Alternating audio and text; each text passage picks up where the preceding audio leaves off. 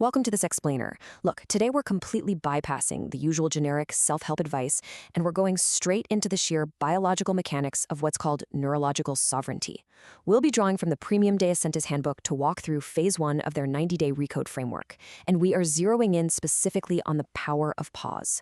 Let me be clear right out of the gate. This isn't some fluffy, motivational pep talk. It's a transformation masterclass on the exact architecture of your mind, and more importantly, how to fundamentally take back control of it. We've got to start with a massive paradigm shift. You ready for it? You are not broken. You're hijacked. I mean, think about those frustrating self-sabotaging patterns for a second. You know the ones. The sudden urge to procrastinate when you're staring down a big project, snapping at a coworker over some tiny minor issue, or that overwhelming instinct to just totally withdraw during a tough conversation. Listen, these are not moral failures. They are not deep-seated character flaws that you need to be ashamed of. What you are actually looking at is simply an automated response system running an outdated piece of code. Your biology is acting exactly as it was programmed to under stress. It's just blindly executing a survival script that you didn't even consciously write. Because here's the reality. We are living in what the source text calls the 2026 condition. Basically, it's a state of chronic, non-stop cognitive overload. Think about your actual daily reality right now. Endless inputs, a 24/7 news cycle, algorithmic stimulation literally designed to keep you scrolling, passive-aggressive emails, heavily compressed timelines. Your nervous system was absolutely not designed for this sheer volume of stimuli. Evolution built it to detect sudden physical threats, to conserve energy, and to seek certainty. So under all this immense modern pressure, your overwhelmed nervous system just optimizes for survival efficiency, rather than the actual truth. It vastly prefers a familiar, protective shortcut, even if that shortcut makes you totally miserable, over an accurate, complex assessment of reality. So, the crucial point of this entire masterclass, the real secret here, is zooming into the exact battlefield where this hijack happens. And it all comes down to the number 500, specifically the 500 millisecond gap. To put that into perspective for you, a literal blink of an eye takes somewhere around 300 to 400 milliseconds. So we are talking about a window of time that is barely longer than a single blink. Yet, this tiny, microscopic fraction of a second is the primary battleground for your sovereignty. If you lose the battle in this window, you lose the entire interaction. But if you can win here, you reclaim your life. Let's really dive into this tiny interval, 500 milliseconds. That is the exact space where your future is selected. It's that luminous micro-moment between a sparking neural synapse, like the very second a stimulus actually hits your brain, and your physical reaction. Within that tiny, tiny gap, your destiny is either repeated or redesigned. It is the precise point where your unconscious programming either takes total control of the wheel or gets abruptly interrupted by your conscious authority. Everything, and I mean everything, you want to change about how you react to the world lives right here, in this half second. And in that fraction of a second, a stark dichotomy emerges. Basically, one of two identities steps forward to handle the situation.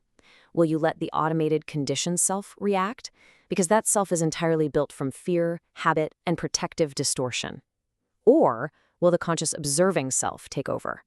This is the version of you capable of naming a pattern without becoming totally consumed by it. Think about getting a vague, "we need to talk" message from your boss, right? The conditioned self instantly assumes, "oh no, I'm getting fired." But the observing self, it recognizes the anxiety, sure, but it waits for actual data. You know, most lives aren't ruined by one single massive disaster. They're actually shaped by thousands of these unexamined micro-reactions, governed by the conditioned self. Unless you actively clean this gap, the old code is going to win every single time. Why? Because the old code is just incredibly fast. It reacts way before you reflect. It protects before it investigates. And here's the kicker. You might have spent years analyzing yourself. You might know exactly what your attachment style is or what your core childhood wounds are. But insight alone will not save you here. You can know exactly what your issues are, but if you don't master the specific biological gap, you're just going to become a highly self-aware passenger to your own hijack. You'll literally watch yourself ruin a conversation while perfectly understanding exactly why you're doing it. To actually win this primary battle, we absolutely cannot rely on vague intentions like, "oh, I'll try to be calmer today," or "I'll take a deep breath next time." We need structure. We need a precise clinical weapon. Enter the pause and recognize protocol. It consists of 3 foundational movements, and they are specifically designed to stop that old self from taking over before your consciousness even has a chance to return to the room. Let's break down exactly how to execute each step of this master protocol so you can start deploying it in real time. Step 1. Interruption of momentum. Notice that the first movement isn't deep psychoanalysis. It is sheer brute interruption. You have got to pause the momentum. Do not hit send on that reactive text message. Literally take your hands off the keyboard if you have to. Do not say that defensive, snappy sentence that's hovering right on the tip of your tongue. And do not retreat into distraction to just numb out. You just pause. Honestly, sometimes the absolute most sovereign act you can take in the first few seconds of immense pressure is simply not completing the old sequence. You break the momentum and suddenly awareness actually has a chance to enter the room. Okay, so once you break that momentum, step 2 grounds the protocol right back in physical reality. You must name the biological sensation. The thing is, the 500 millisecond gap is almost never verbal at first. It's intensely somatic.